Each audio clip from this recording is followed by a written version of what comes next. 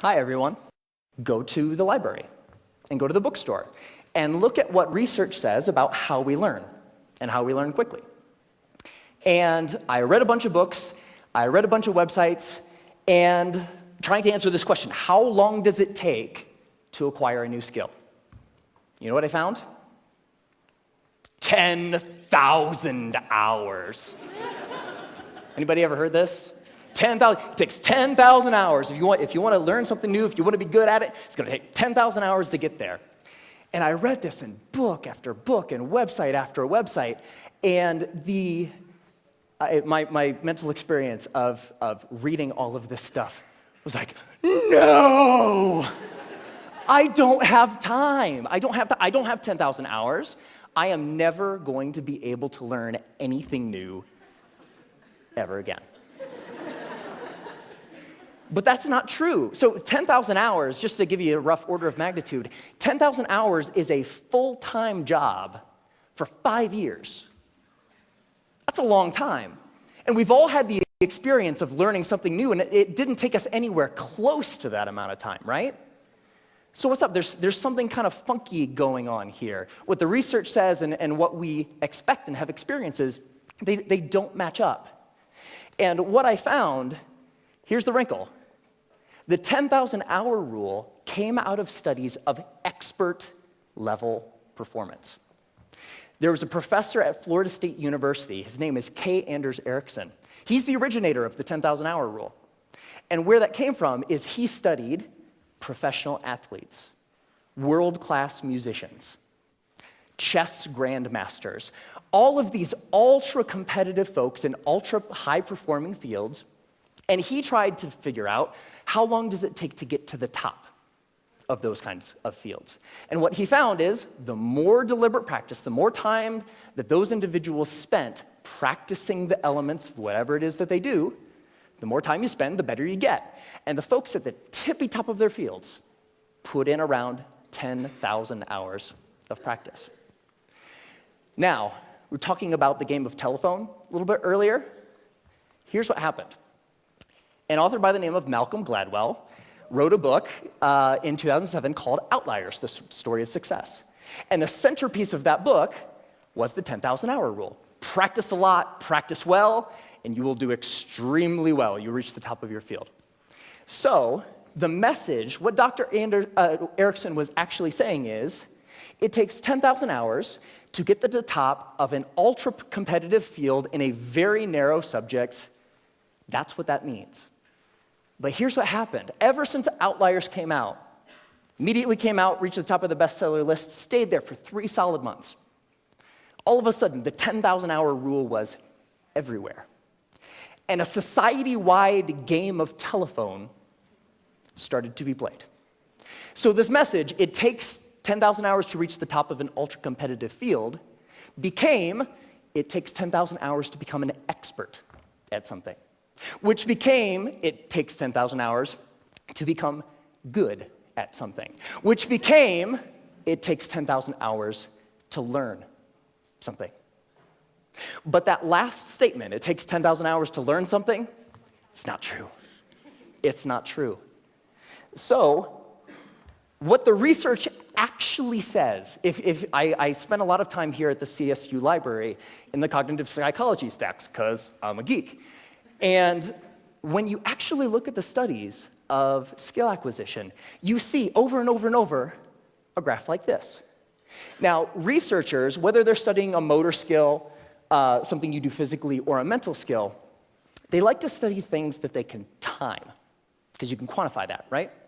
So they'll give research participants a little task, something that requires physical arrangement or something that requires learning a little mental trick, and they'll time how long a participant takes to complete the skill. And here's what this graph says. When you start, so when researchers gave participants a task, it took them a really long time because it was new and they were horrible. With a little bit of practice, they get better and better and better, and that early part of practice is really, really efficient. People get good at things with just a little bit of practice. Now, what's interesting to note is that if, we don't really, for skills that we want to learn for ourselves, we don't care so much about time, right? We just care about how good we are, whatever good happens to mean. So if we relabel performance time to how good you are, the graph flips, and you get this famous and widely known, this is the learning curve. And the story of the learning curve is when you start, you're grossly incompetent and you know it, right? With a little bit of practice, you get really good really quick. So that early level of improvement is really fast. And then at a certain point, you reach a plateau, and the subsequent gains become much harder to get. They take more time to get. Now, my question is, I want that, right? How long does it take from starting something and being grossly incompetent and knowing it to being reasonably good in, hopefully, as short a period of time as possible? So, how long does that take? Here's what my research says. 20 hours. That's it. You can go from knowing nothing about any skill that you can think of. Want to learn a language? Want to learn how to draw?